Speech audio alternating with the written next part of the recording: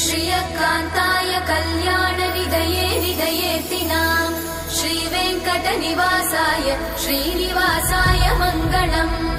लक्ष्मी सविभ्रमालोकसुभ्रूविभ्रमचक्षुषे चक्षुषे सर्वलोकानां वेङ्कटेशाय मङ्गलम्।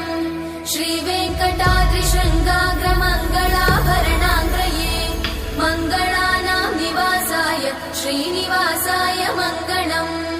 सर्वावयव सौन्दर्य सम्पदा सर्वचेतसां सदा सम्मोहनायास्तु वेङ्कटेशाय मङ्गलम्। नित्याय निरवध्याय सत्यानन्द चिदात्मने सर्वान्तरात्मने श्रीमद् वेङ्कटेशाय मङ्गलम्। स्वतः सर्वविदे सर्वशक्तये सर्वशेषिने सुलभाय सुशीलाय वेङ्कटेशाय मङ्गलम्।